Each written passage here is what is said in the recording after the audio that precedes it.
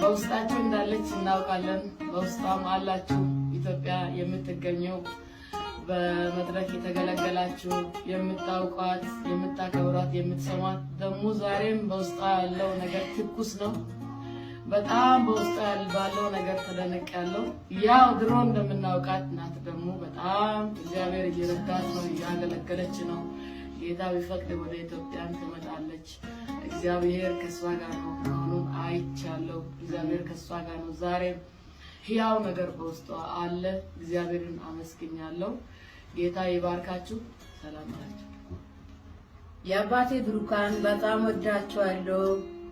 ከተለያየን ብዙ ጊዜ ይሆናል። ቢሆንም ጌታ እግዚአብሔር መካከላችን ከእናንተም ጋር ከኔም ጋር በመሆን እስከዛሬ አኑሮናል። ስሙ የተባረከ ይሁን።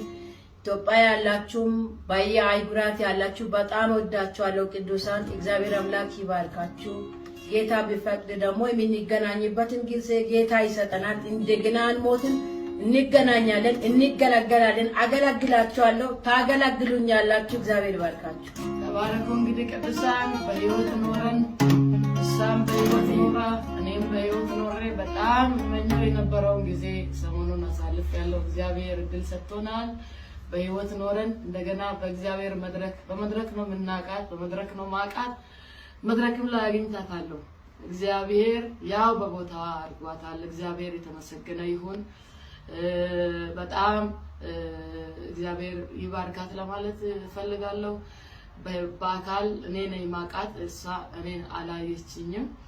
በፈገግታ በብዙ ደስታ ነው የተቀበለችኝ። በጣም ደስ የሚል ጊዜ ያሳልፌያለሁ። እሷን ሲከተላት ነበር ለመጨበጥ ከኋላዋ እየተከተልኳት የዋልኩ ቀን አለ፣ ያመሸው ቀን አለ። እሷ ያለችበት ኮንፈረንስ በእግር ብዙ ተጉዤ እጄን ሰምቻት መጣ። ዛሬ ደግሞ አጠገቧ ቁጭ ብያለሁ። እግዚአብሔር ለሰጠኝ እድል ጌታን አመሰግናለሁ። በጣም ተባረኩ።